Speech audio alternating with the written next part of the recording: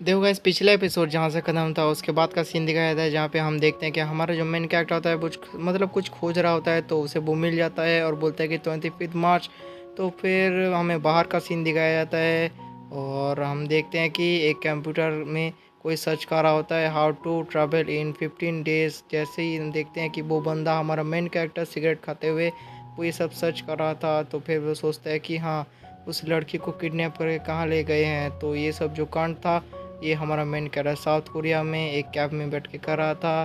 तो वो सोचता है कि यहाँ पे तो ऑर्डिनरी बंदे ही काम करते हैं। तो बाहर हमें रात का सीन दिखाया जाता है कि बाहर चाँद उठा था। तो हमारा मेन कैरेक्टर मतलब घर आ जाता है। घर में आके वो मेडिटेशन करने लगता है। जैसे ही वो मेडिटेशन उसका पूरा होता है, उसके आँख एकदम चमकने लगता है। तो फिर वो अपने घर में जो सोफ़ा था उसमें बैठ जाता है। तो सीन शिफ्ट होता है, हमें उस लड़की का सीन दिखाया था जहाँ पे हमारा मेन कैरेक्टर टकरा गया था, मतलब गिरने वाली थी, उसको बचाया था। तो वो लड़की भी सोचती है कि हाँ, मैं उसके बारे में क्यों सोच रहा हूँ। तो ये जो लड़की थी, असल में हमारे मेन कैरेक्टर की तरफ ही वो देख रही थी। तो हमारा मेन कैरेक्टर का उस दिखाया जाता है कि हमारा मेन कैरेक्टर मतलब खड़ा हुआ था। तो वो जो लड़की थी उसे देख के वो शर्माने लगती है। तो उसके तरफ जैसे ही वो देख रही थी, तो उसका मतलब ध्यान भटक जाता है। जैसे ही ध्यान भटकता है तो उसका हाथ जो रेलिंग में था उस स्लिप हो जाता है और वो गिर जाता है नीचे।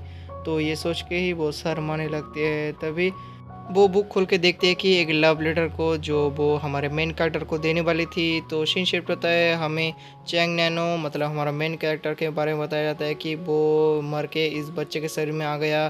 तो वो एक टेलीफोन बूथ के सामने खड़ा हुआ था। तो वो किसी को कॉल करने की कोशिश करता है और जैसे ही वो नंबर में कॉल करता है तो उधर से कोई आवाज़ नहीं आता। तो ये सुन के वो मुंह फुला लेता है। तो वो फिर से एक घर में आता है और दरवाज़ा पीटने लगता है। तो बोलता है कि हाँ, मैं एक बच्चा हूँ, जल्दी से घर खोलो। तो उधर से घर खोल के एक मोटा सा एक बंदा आता है और चिप्स का पैकेट लेके बोलता है खाओगे। तो ये देख के वो अपना मुंह फुला लेता है, बोले क्या मोटू क्या बक रहा है। तो वो अपने घर की तरफ निकल जाता है। निकलने के बाद उधर से वो पैसा लेके जो एक शॉपकीपर थी उसके पास जाती है, बोलते मुझे सब कुछ दे दो, इसमें क्या आएगा। फिर वो सोचता है कि ये जो मोटा है मुझे सारा सब कुछ काम कराता है और खुद को नहीं करता, तो इसलिए ये मोटा हो चुका है। खा खा के सब बैल जैसा होता है और मुझे जला मतलब काम करने के लिए मजबूर करता है। क्या करे, इसके पास बहुत पैसा है इसलिए मुझे करना भी पड़ता है, पैसा का ज़रूरत है ना। मैं गरीब इंसान, मैं कहाँ पाऊँगा। तो फिर ये बोल के वो गुस्सा हो जाता है, बोलता है कि ये सब राइटर की गलती है। तो जैसे ही ये गुस्सा करता है ऊपर से कुछ चमकता है। जैसे ये चमकता है हम देखते हैं कि ऊपर से एक बड़ा सा पेंसिल नीचे बहुत स्पीड से आ रहा था। तो वो जो पेंसिल था सीधा के मेन कैरेक्टर के पास गिर जाता है। तो ये सब मेन कैरेक्टर बहुत डर जाता है। तो क्या करे मेन कैरेक्टर के, तो पसीने छूट जाते हैं। तो पेंसिल धीरे से उड़ता है, उड़ने के बाद बोलता है कि हाँ मैं हूँ पेंसिल, जानते हो मेरा बहुत पावर है, मैं तुम्हें मिटा सकता हूँ, उड़ा सकता हूँ, जानते हो। तो वो बहुत स्वैग में ये सब बोल रहा था। तो बोलते हुए हमें नेक्स्ट दिन का सीन दिखाया जाता है जहाँ पे हम देखते हैं कि एक जो लड़की का बाल दिखाया जाता है। और ये जो वो ये मतलब ये जो वही लड़की होती है जो हमारे मेन कैरेक्टर के साथ टकरा गई थी। और वो सामने से जा रही थी तो बहुत सारे स्टूडेंट बोल रहे थे जानते हो ये वही लड़की है जो गिर गई थी ऊपर से। तो जैसे ये सुनती है वो शर्माने लगती है। शर्माते हुए वो सामने से फिर से जाती है। जाने के बाद वो एक क्लासरूम के सामने रुक जाती है। रुकने के बाद वो सोचती है कि हाँ मैं जाऊँ कि नहीं जाऊँ। तो ये सोचते सोचते वो सोचते कि नहीं मुझे जाना ही पड़ेगा। तो हमारे मेन कैरेक्टर के क्लास में आई थी। तो हमारे मेन कैरेक्टर भी कुछ सोचने लगता है। सोचते हुए बोलता है कि मतलब कुछ लिख रहा था। तो बोलता है कि हाँ क्या किया जाए। तो वो लड़की भी सामने से आते हैं मतलब आती है।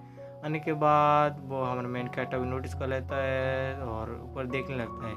देखने के बाद वो लड़की बोलती है कि हाँ तुम्हें कुछ काम है तो मैं तुमसे कुछ कहना चाहती हूँ। तो ये बोल के वो हमारे मेन कैरेक्टर बोलते हैं हाँ कहो।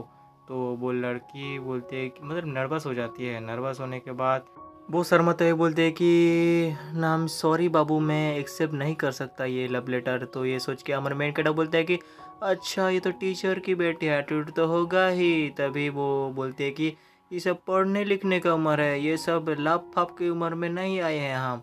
तो ये सुन के हमारे मेन कैडा बोलते हैं अच्छा भाई ये बात। तो ये बोलने के बाद वो लड़की भी सोचती है कि हाँ क्या ये मुझे रिजेक्ट मर रहा है।